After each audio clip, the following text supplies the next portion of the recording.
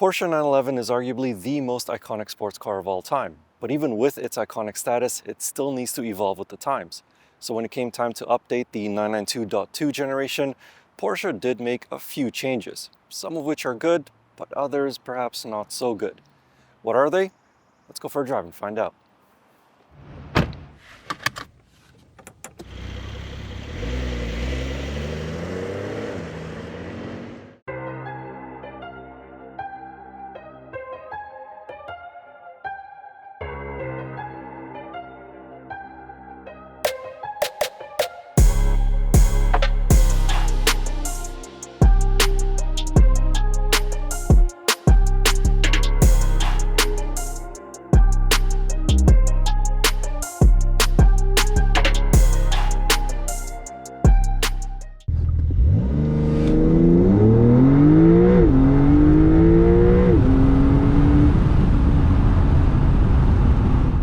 Before we get started, I'm sure you can tell that this demo car is from a dealership and not straight from the manufacturer like all the other cars that I review.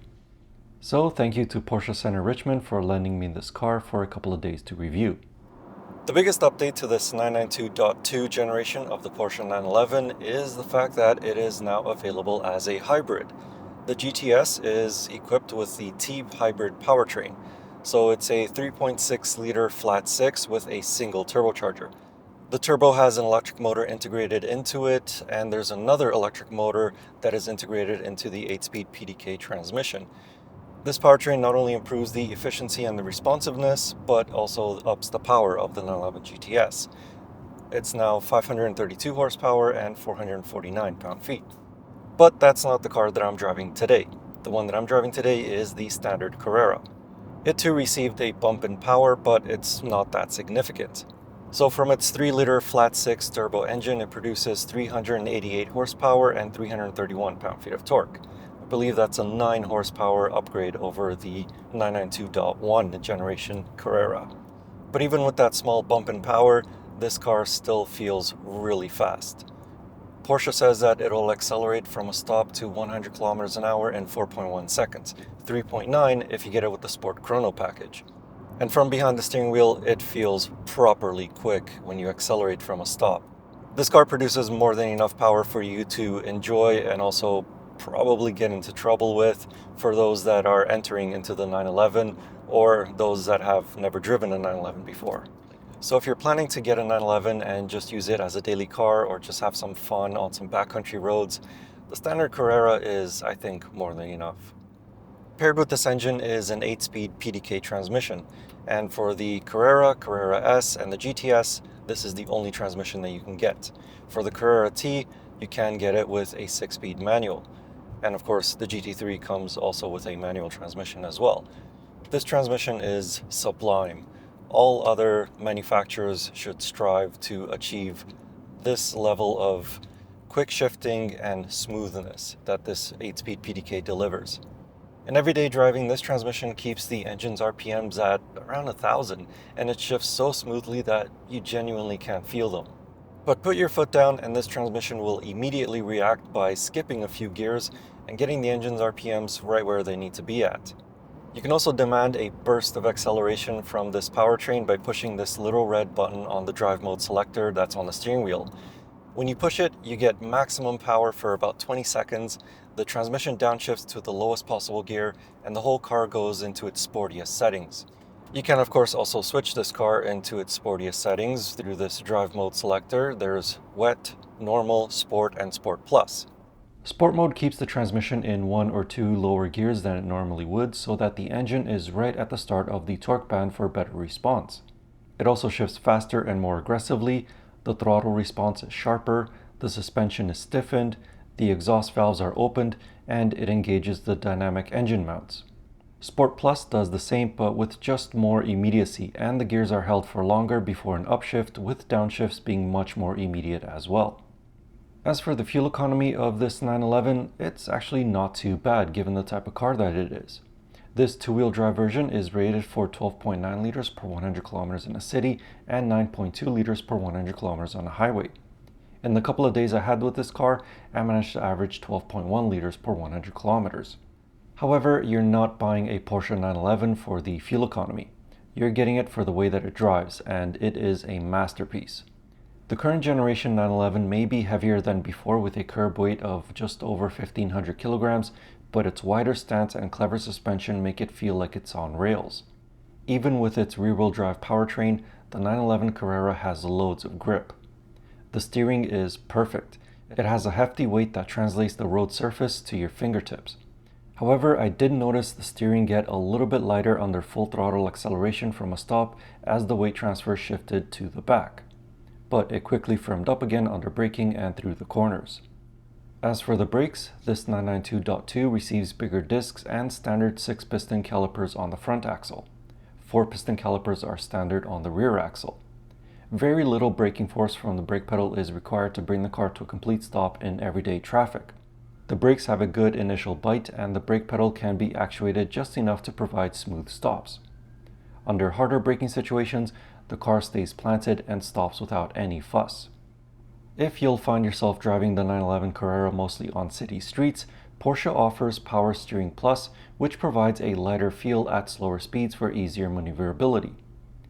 There's also a front axle lift which raises the nose of the 911 by 40 millimeters to prevent it from scraping a speed bump or steeply angled driveways.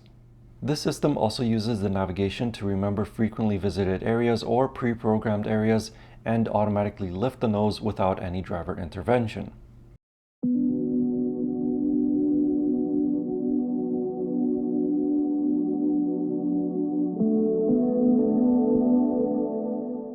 The ride of this 911 Carrera is firm, as you would expect from a sports car, but it's not uncomfortable. So you can definitely feel all of the bumps, but the suspension makes the bumps feel like as though they're rounded off. They don't feel sharp whenever the tires hit them. If you switch the suspension into sport mode, then the ride does become a bit more jiggly. As for noises inside the cabin, there is quite a lot of road noise, but that mostly depends on the type of road that you drive on. For example, right now I'm on smooth road, but as soon as I switch onto more porous road, I'm sure you can hear the difference. It's much louder in here. As for the engine noise, well, on the outside, even with the sports exhaust valves opened, it still kind of sounds a little bit like a vacuum cleaner.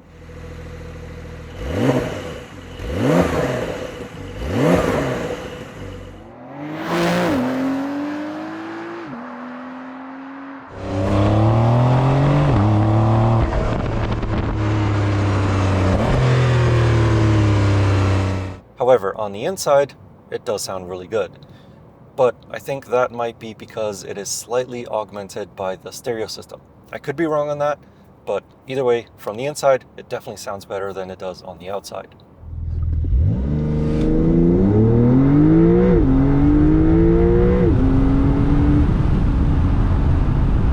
The cabin of the 2025 Porsche 911 is spacious for taller individuals. At 6'4", I had zero issues with legroom and headroom in the driver's seat. The visibility around the car is good and I love seeing those curved wheel arches in the side exterior mirrors. Getting in and out of the car may be a bit more of a hassle for certain individuals as the car and the seating position is low to the ground. For this 2025 model year, the back seats are an optional feature. The car doesn't come equipped with them, but at a cost of $0, Porsche will add them back in. The back seats hold you in tight thanks to the contoured bottom cushion, but space is very, very limited. There's virtually no legroom and headroom is basically right up to the rear window. In the front, the 2025 Porsche 911 has 135 liters of cargo space, which is enough for a small carry-on bag and a backpack. You can also fold down the backrest of the rear seats and have 261 liters of extra space. The fit and finish of the 911's cabin is good apart from the gloss black that surrounds the center console controls. That material will easily attract and highlight fingerprints, dust, and scratches. Being a Porsche though, you can choose from a few different materials to line the seats and the dashboard. Changing a setting is quick and simple thanks to the physical toggle switches and knobs, but there are just a few capacitive touch controls on the topmost portion of the center console. These are generally for less commonly used items such as the front defroster. One big change for this 992.2 Generation 911 that some may not like is the fully digital driver display.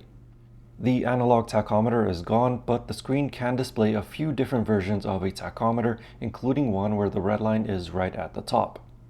Another change is the push-button start that is situated on the left side of the steering column. I also really like the cup holder that extends from the dashboard on the passenger side.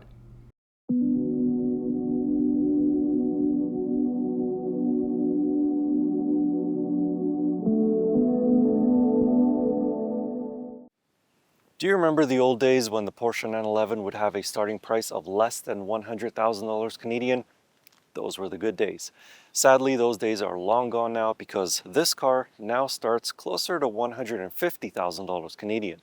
You can of course still option the 911 to your heart's desire and really make it your own, but that options list is really expensive. It drives up the price by a lot. This car only has a few options on it, but it still costs north of $170,000 Canadian.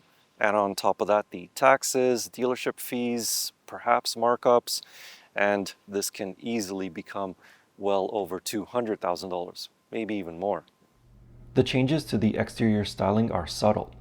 There are new matrix headlights with a new 4-point daytime running light. The marker lights underneath the headlights are gone. The taillight bar has been supposedly tweaked, but I honestly can't tell the difference. And there are new wheel designs to choose from. Otherwise, the 2025 Porsche 911 still remains as one of the most iconic sports cars of all time, with its swooping roofline and big hips that you can see every time you look in one of the side mirrors. As Lance from the Fast and Furious series would probably say, this is an amazing machine. And the Porsche 911 really is that. It is phenomenal to drive both on backcountry roads and also in city traffic. It has a comfortable ride for what it is, spacious interior, apart from those back seats of course. But the biggest problem with the 911 these days is its price tag. It is so much more expensive than it used to be. For the price of this car, you can probably get into a Corvette Z06, perhaps even a ZR1. There's also the AMG GT, the BMW M8, McLaren Artura, the list just goes on and on. But this still remains as one of the best sports cars that you can drive. And if you'd like to know more about this Porsche 911, I have a more detailed written review of it over on my website. You can find that link in the video description or click on the pop-up banner right up there. And as always, I will see you in the next car, truck, or most likely it'll be an SUV next time. Anyway, thank you for watching. I hope you enjoyed the video and see you in the next one.